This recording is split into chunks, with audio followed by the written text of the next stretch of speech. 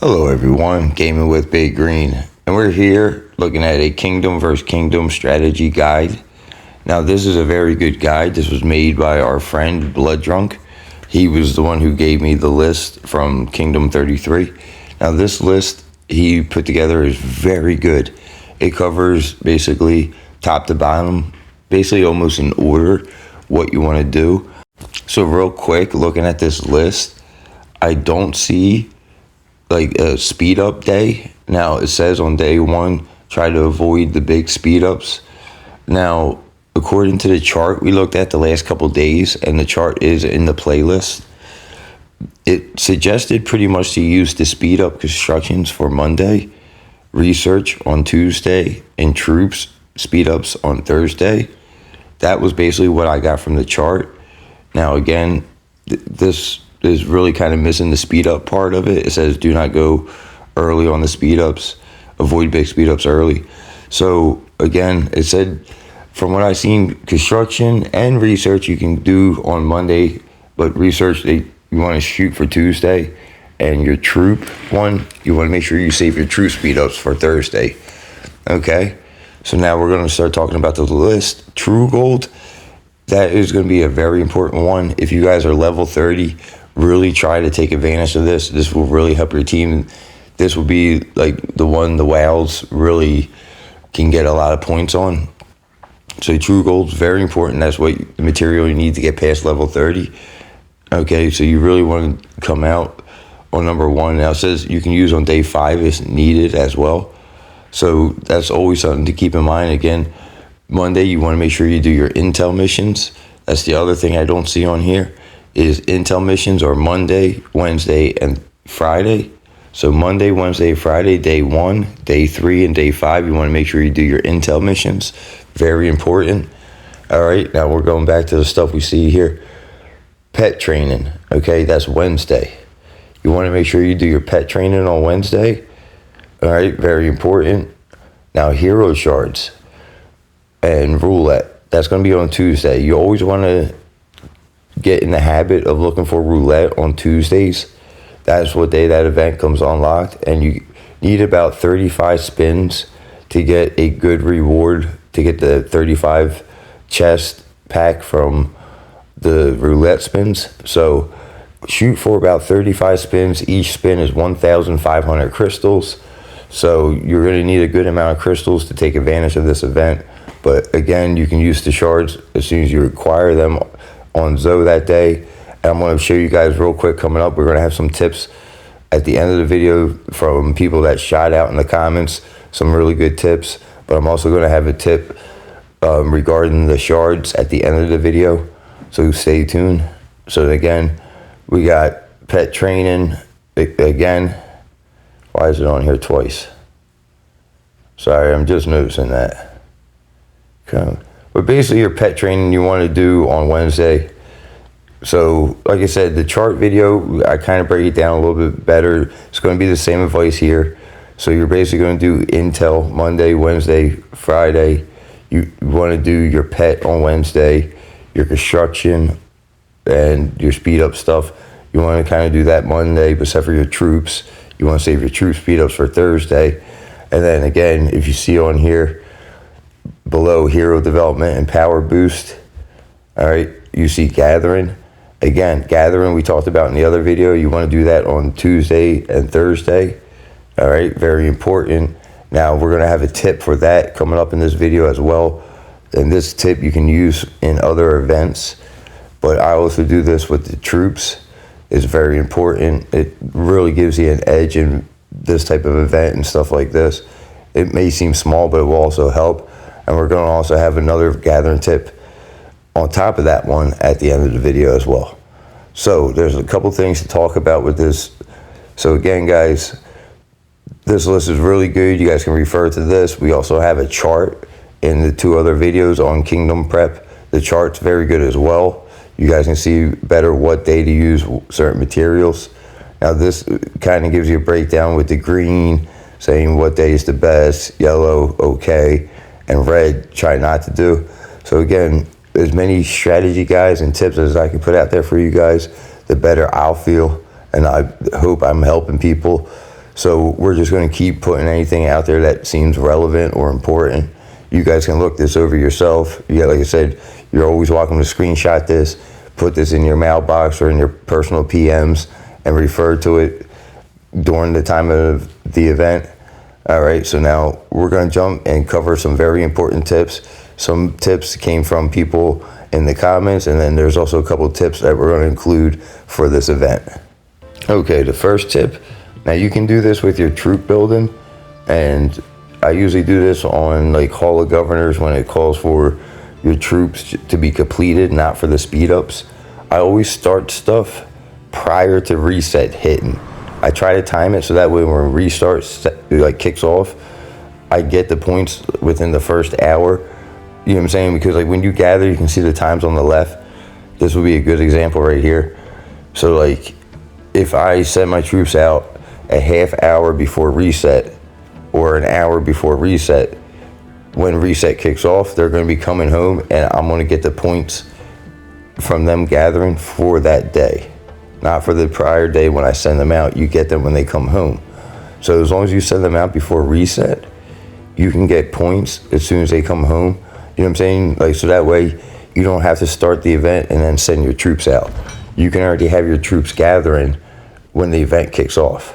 Now, another good thing to keep in mind was you should be doing this not even just for this event, but you guys should be doing this from early game on.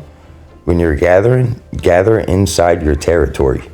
That's great, guys. Your blue area that you guys have, you get an extra buff. It makes your speed go so much faster to gather inside your territory. Most people just hit the little search bar and gather and go. And you know what I'm saying? Like they just go to any old spot. It takes so much longer to do that. You guys can gather so much faster if you gather inside your own territory. So how do you see how much faster it is? Okay, you have to go into your alliance tab at the bottom. Once you go in there, you can hit your alliance territory and you can see, okay, alliance bonuses. Now, if you click on bonus stats, that will tell you right there. It even says it within gathering territories, you will enjoy ongoing territory bonus. Your bonus is 20% gathering speed, and then plus whatever when you're gathering has an 8% increase of speed. So that's 28% faster when you're gathering inside your own territory. That's over 1/4% faster. So there's no reason not to take advantage of this. And again, guys, this buff applies always. So not even for this event, from early on, you're always better to gather inside your own territory. That helps for stuff like kill event and stuff like that. If you get used to gathering in your own territory, it's just a lot safer. Plus, it's better. You gain buffs and you can gather faster. The faster you can gather, the more material you can gather. So again, guys, take advantage of that and try to get them troops out before Tuesday. So Monday night before reset kicks off on Tuesday, you want to send your troops out. Very important. That will give you a little bit of a heads up, like an extra little boost to go get some extra points. Again, guys, 28%. So make sure you guys gather inside your territory. That will also increase the speed so that we can get more gathering done. So now another important tip that came from the comment, which I covered the double time skill and how to pair that up in multiple buffs. Now I've seen something in the comments, a very good suggestion, amazing. This one I didn't even know myself. I'm going to pick this up and show everyone real quick right here. So now the ones on the left, they take, you see, -10 on the mood. So I try to stay away from that. I don't really use the one on the left. So what someone said, the production day and rush job, if you pair them up, you get a boost of material every so often when you do these. And it's true, you do. So if you do the production day first, you want to pop that. That's going to increase the output of resources for 24 hours.